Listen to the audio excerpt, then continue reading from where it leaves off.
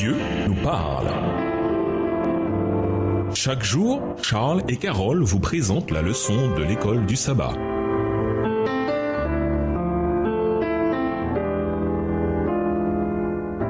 Bienvenue à votre émission Dieu nous parle. Nous voilà au mardi 31 mai. Pas de fruits. Quand Jésus a purifié le temple, c'était un acte de compassion. C'est dans le parvis des gentils que le commerce avait lieu. Et Jésus était déterminé. Sa maison devait être un lieu de prière et d'adoration pour tous les peuples. Mais la purification était aussi un acte de jugement. Les prêtres qui dirigeaient le temple avaient ruiné leur chance de bénir tous les peuples. Le jour de leur jugement était proche. Si après tout ce que Jésus avait fait pour révéler sa mission divine, ces hommes persistaient à refuser de l'accepter, que pouvait-il arriver d'autre, excepté qu'ils récoltent les fruits de leur choix malheureux? Lisons Matthieu 21, les versets 18 à 22. En quoi le fait que Jésus maudisse le figuier a-t-il un lien avec la purification du temple? Matthieu 21, les versets 18 à 22. Le matin, en retournant à la ville, il eut faim.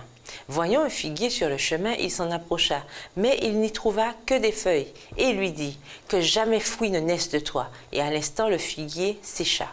Les disciples qui virent cela furent étonnés et dirent, « Comment ce figuier est-il devenu sec en un instant ?» Jésus leur répondit, « Je vous le dis en vérité, si vous aviez de la foi et que vous ne doutiez point, non seulement vous feriez ce qui a été fait à ce figuier, mais quand vous diriez à cette montagne, ôte-toi de là et jette-toi dans la mer, cela se ferait.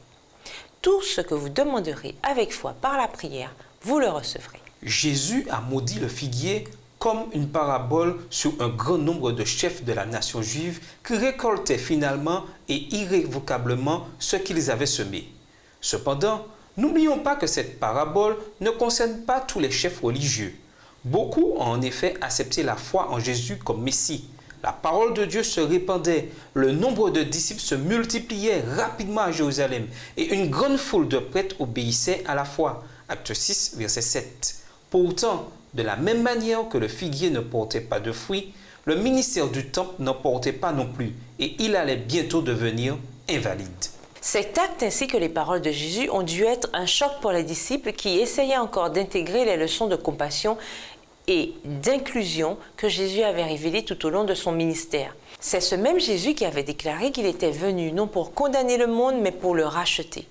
Ce même Jésus qui avait affirmé « Le Fils de l'homme est venu non pour perdre les âmes des hommes, mais pour les sauver ». Luc 9, le verset 56, dans la version Colombe. Chaque parole et chaque acte de son ministère était consacré à la restauration de l'humanité déchue et montrait aux hommes l'espérance et la promesse d'une nouvelle vie en lui.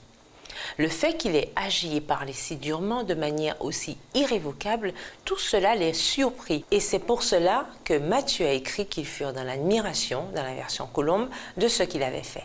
Pas de doute là-dessus. Il y a des gens qui, tôt ou tard, rejettent totalement la miséricorde et la grâce de Dieu.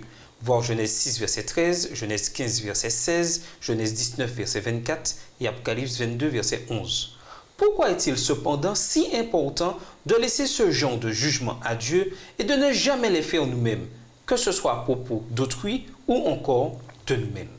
Et nous vous laissons avec la question du jour. Pourquoi les dirigeants religieux se sentaient-ils aussi insultés par ces paroles de Jésus?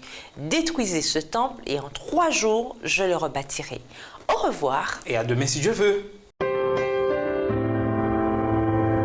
Dieu nous parle. Chaque jour, Charles et Carole vous présentent la leçon de l'école du sabbat.